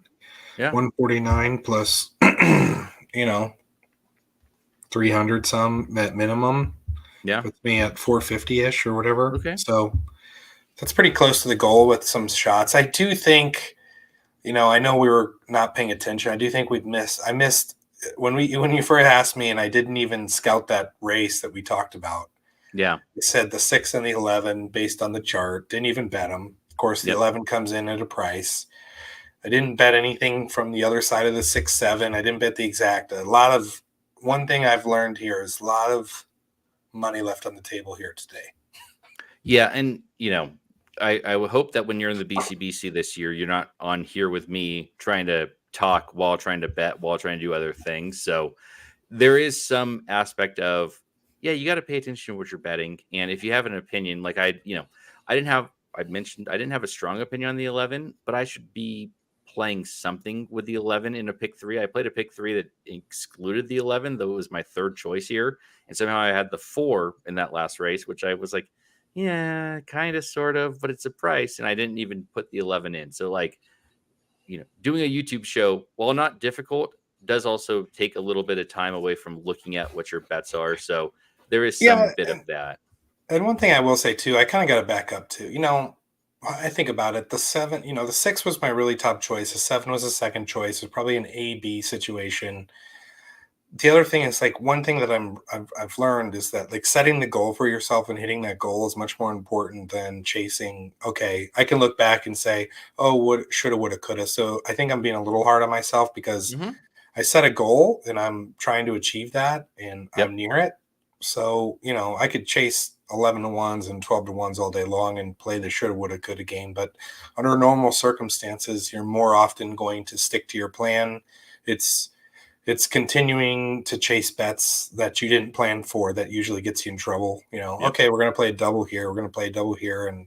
And then next thing you know, you've wasted $50-$60 on something you didn't even really like that much. So I'm being a little hard on myself. It's just funny because it's when they come in, it's feels like you just missed it. But hey, we hit a double and we hit a, one thing too, I'd like everyone to know too, when you're playing bets, playing more money towards your stronger opinions and playing multiple tickets is definitely the way to go. And I know there's a popular strategy out there from Steve Christ, I think it is, called the ABC type stuff. I know if you've ever listened to Tommy Hammer, he's not necessarily into ABC, but he's into like playing like a spread ticket and then a press ticket type thing, where if you hit your press ticket, you're hitting both tickets type thing. Yep. I think the overwhelming similarity in any way you play is that you want to put most of your money in your strongest opinions, and you don't want to weight everyone the same. Yep, absolutely.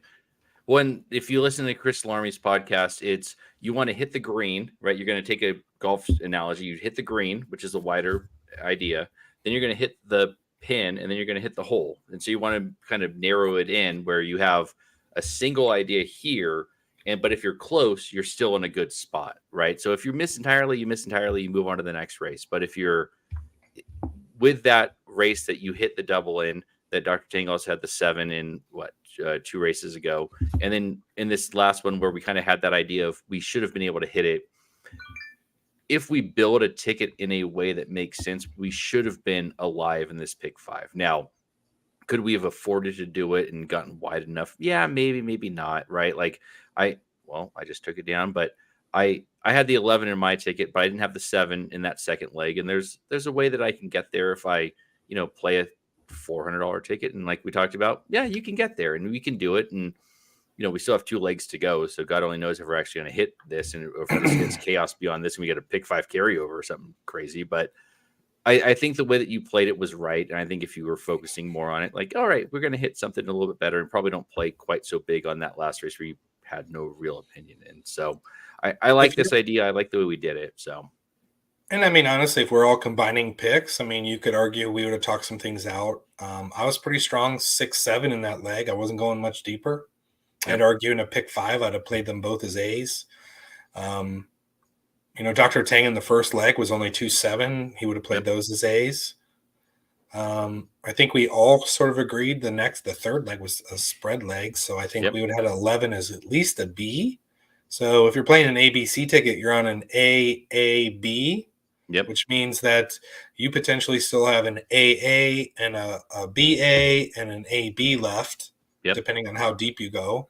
Yeah. So, lots of options there. And I'd be, I don't expect there to be a big upset in this race. I do think these are some good horses. These stakes races are, ones I like to lean on personally. I mean, good horses win good races. And then the last leg, sometimes these are, and I don't know what you think about these races, but I think like sometimes these races, like, bombs come in, but sometimes in these like crappy races, like it's kind of like the one horse that can run typically kind of wins. Yeah. I mean, I singled the 6 because I thought the 6 was a massive better horse than the rest of them here. So I'm going to walk away from here and go play a double that involves a 6 singled in the next one. And, something in that range where I don't think it's going to pay great, but I can find a decent price where I'm getting 11 and 12 to 1, and I'll be okay with a 12 to 1, right? Like, I think that's one of those things that we always as horse players look at, like, oh, it's only 5 to 1 as a double. Like, I need more than that for a double. Like, no, actually, if you got a 5 to 1 on a win bet, you'd be extremely happy. So take your 5 to 1 into the double and be ecstatic. And then you take that into a pick 3 and you get, 11 to 1. And then all of a sudden it's like, okay, I'm getting 11 to 1 and I'm not happy with 3 favorites that I think are the most likely winners.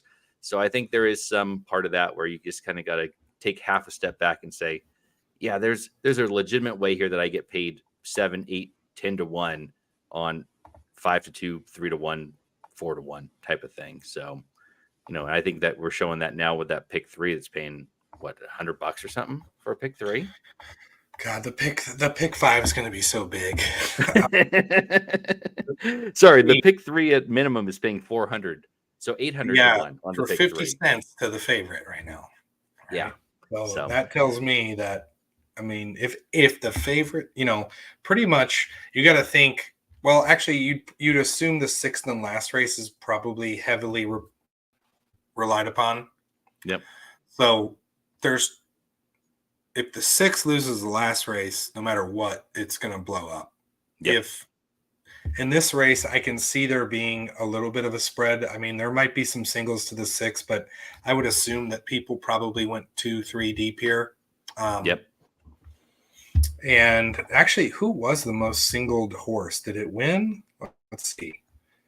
The first leg, I don't see that being the case. Definitely not the last two. So, Yeah, I mean, the most singled horses might be the last horse. I don't know. it might be. I think, yeah, maybe that well, not with a win, but in that second race, the 6 seemed to be the consensus pretty heavy favorite. So maybe the 6 in the second race, which lost, was the most singled. But because I feel like in this, we have Ooh, a that's a good maiden, point. right? Yeah. So I think you at least have an allowance race. Race 5 was This thing's going to pay it was a stats. claiming race, so maybe not. Right in that first race, we have yeah. I mean, I figure you're at $10,000 already, and we don't even know what the last 2 legs look like. So, It's big. yep. So you and I both have things to get to, so we're not going to do the whole pick 5, and we're not going to do the whole 2 hours like we normally do because as it turns out, sometimes Yeah, you're in Reno. You got to get to the tables. Oh no, I'm gonna free party at 6:30 and pretend like I'm a young hip guy that's gonna go out and party all night, and by 11:15 I'll be fast asleep. But by 4 a.m. I'll be wide awake, out there playing those $10 tables in Reno. What's nice too is hopefully we hit here and then hopefully we get you on some blackjack wise. You Split it, double. Are That's you that's my like word. Blackjack. Let me phrase this. When you play blackjack, do you get frustrated when people do weird things, or are you just kind of easygoing? How do you play? I'm the most easygoing guy in the world, anyways, and I split things that you're not supposed to split. I double things you're not supposed to double all the time. All right, so I'm you're the of guy the everyone opinion- doesn't like. Yes, correct. People hate me, but when people are there, I play by the book. I know how to play by the book. I play by the book. When you get a $25 minimum table where people are clearly like, yeah, $25 is not a cheap hand, then I try to make sure that I'm not going to be the asshole. But if it's just me, I will split kings all the time. Always. Really? Why? I'm an idiot. Because I'm dumb, Nick. I'm dumb. Like the fact that you haven't figured this out after however many weeks we've been doing this is just like, yeah, no, it's fun. Especially if it's the dealer showing a 6 or less. It's like, well, show me why I'm wrong. That's a great comment. Look at Austin's comment. I could just imagine it. Uh-oh, here it comes. So I will end. We'll end the show on the my favorite note of my favorite story I've ever told. I went to my brother's. No, sorry, the guy's who's turning 40 in a couple of days. It was his bachelor party. We went to Tahoe. I went downstairs. I started a $15 table with a man dealer. A woman dealer shows up. Some time passes. The woman dealer comes up to me and says, "Hey, Nick, you've been here my entire shift. I work 8 hours. You should probably see light today." And I said, "Do I have to?" And she said, "Well, we have a blackjack table out by the pool." I said, "Is it single deck for $15?" She said, "No." I said, "Well, okay, I'll take your advice." And I went outside and saw the sun for at least 10 minutes before I went back to my single deck $15 hand. So that was my favorite. That's a way to go. Yeah. I mean, you get $15 single deck blackjack, I won't leave. I've proven that over and over again. So I'm proud of myself. Help your odds. We're going to hang on here until see this 4 out, right? Are we? How long do we have? 3 minutes, 2 minutes. Oh, yeah. Hang on. All right. Well, yeah, I can make that story 20 minutes if you want. I've done numerous times. So what? We're at 7-2 on your 4. Okay. All right. And the 6 Nige Blanche is at 2-1. I like the 1 here. Let me double check why I like the 1. I feel like I was pressing a little bit for that 1. I think you thought maybe it'd be on the lead. Yeah, I think the lead and maybe closing, but it hadn't run on the grass at this distance. It had been running on the grass, but shorter. The 5 was the one that I kind of fell in love with. Mm-hmm. I think in this case, realistically, I'd played underneath. It ran second, 2 back and 3 back at Gulfstream and Tampa. Ran 6th last time in allowance at Del Mar on July 23rd. But I kind of feel like at 3-1. So 11-1 here feels a little bit like an overlay, but stepping up from an allowance race to a stakes race. Timeform has this race ranked as a 112, and the last race that the 5 Paris Peacock was at a 111. So not a huge difference between allowance and a listed stakes. So I feel like the 5 can come in underneath here, and I don't know if it's going to blow up my exactas, but it feels like a underneath type that could really help us pay. So your 4/5 is paying 40 to 1. 6/5 is paying 39 to 1. So you're getting 40 to 1 with the favorites over the 5. So I kind of like the 5 as my exacta play underneath. Man, the 6 is taking real big money here. Look at this. Yeah, 9 to 5. So I mean, it makes sense, right? Second off of a layoff. Last time ran in 1.25 miles and won at 2 to 1 at Santa Anita. Now coming back second off as a 6-year-old. I'm always a little fearful of 6-year-old mares coming back, but she hit a big Timeform number, so it makes she beat sense. my horse last time, and my horse was 9 to 5. Bit by a rank, neck, right? angle. We came running too, so. Yep. And they're loading into the gate, so we will definitely finish this one off. And how much do you have on the 4 currently? We've got 80 to win, which Okay. is well above our goal right now. So Yeah, we're at 4 to 1 currently. Wow. And we've got a $10 exacta 4-1-4-6. So okay, I need the 4 to win, and then 1 or 6 to come in second, but really just the 4 to win, and we hit our goal, which would be the first time. But we've only done this 3 or 4 times, so I'll be happy. Some of those were at Canterbury. Canterbury, so, you can't really hold those against you. So looks well. Should I root for him the first time around the track? You ever been on site when people actually think the horse won? I have not, but I can imagine. I've been there at Keeneland. I've seen it a few times. So the 5 is out on the lead. 8. 9's on. Oh yeah, 5. What am I looking at? Oh, it's backwards. That's backwards. Yeah. So 5 sitting on the lead. I can't see the pace of the number here. 23. It's going to be slow. 25. 25. So 10 out in the lead, 8 right behind. What is this? Saratoga, New York? Without flavor. I don't love this. There. This is like 52nd for the half, and the 5 and 8 are out in I'd call it an 8 horse. I do actually, the more I look at this, I do like this is the type of race where the 4 just kind of, if these 2 horses are too fast, the 4 is in a perfect position, just be able to just get by at the end. They're catching up pretty quickly now, though. So it was a 25-second quarter, 50-second half, and a minute 15 for 3 quarters. So I mean, if they can't get home, they can't get home, and you kind of live with that. But with those fractions, you kind of got to figure that the 5's got something left, and they've picked it up here. They seem to really be moving as the 4 and 6 get closer in a minute 40 for a mile. Is it 5? Who's the 5? Elysium, or who's the 5? Oh, the 5's your horse. The 5 was the one I liked underneath the Paris Peak. Come on, Dino. Well, my horse is done. God damn it. The 9. Oh, Sister O'Toole. Really? Wow. The 4's going to take dead last. I mean, how is that possible? Come on. Yeah, whatever. Ends up 9-7. 9-7. I couldn't tell who ran third there. So the 9 ended up at pretty long odds. 5 to 1 for Sister O'Toole. I'm just not. I guess. You know what? I just noticed the 9 won this race last year. She did. She also was, a 6-year-old now coming off of an allowance prep race at Saratoga. So went to Saratoga randomly.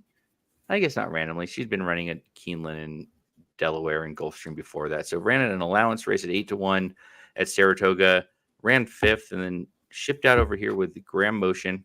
Graham Motion shipping to Del Mar maybe should have been at least a little bit of a siren to touch her. I believe I got it running here. Yeah, I had the 9 in my pick 5. not anywhere near that one's going to win. Entirely if Grand Motion wins, I want to have it. So I'm a little mad I didn't play a dock size pick 5 because I'd be alive to the 6 year for what would have been $150 ticket. So it is what it is. Let me wait for Doc's ticket to roll back Here's what by. I don't. Can someone explain to me how the 4 could run dead last? Was she too close to the pace? No, because the pace was slow. Yeah. Anyway, I just like those are things that are frustrating to me. Yeah. Dead last today. I decided to pick a horse that ran dead last, and that just is frustrating. Yeah. Well, I would say this: the 9. I can't pick the 9 ever, and here's why. It is 4 continuous races, at least in the speed figures I use, of declining speed figures. I know that it came off a layoff and everything, but this is 4 straight races in a row where it went down. I can never pick a horse like that. And I'm glad Grand Motion knows how to train, and he did a great job, and I get it. Weirdly run race. I don't like when there's kind of like I wouldn't say there was a runoff, but there was definitely some sort of weird pace scenario where horses were 6 to 8 lengths behind the top 2 who were running on a very slow pace. Yeah. So anyway. I mean, that pace didn't look that fast to have a huge problem, but yeah. Anyway, I mean, none of the 6. Where was it? The 6 was nowhere to be found either, huh? Nope. So one of those races, a little frustrating, I guess. Good for Austin. Looks like he's hit the $10 trifecta, so that's huge. It's That's a $1,200 hit. I know he posted. Let me find it for him real quick, and we'll put that one up. Doubles. So we had the 679 and a double here, and I know he had in his trifecta of a 679 over 4679 over 4679 and a 679 exacta box. So nicely done, Mr. Austin. Awesome. So we will get out of here. Nice job overall. I turned 50 into 149, so here we go. Yeah. Hey, profitable. Could be worse in the grand scheme of things. So yeah, all right, you guys get out of pick here. 5. Yeah. I should have just played a $300 pick 5, and at least we'd have a shot here at the 6. So all right. Nice have a good again, Nick. Yeah, thanks for hosting. You do such an excellent job, and hope everybody out there tailed Michael Austin in that race because he just dominated it. Absolutely. All right, guys. See you next time. I don't believe there's any live stuff going on, so check out this channel, racing or youtube.com/racing dudes. And wait a second. $10,000 to the 6. I believe that means a pick 5. I'm guessing, Michael. So that will be something else. Holy moly. All right, guys. It's been fun. Nice having you. Thanks, guys. See you next time.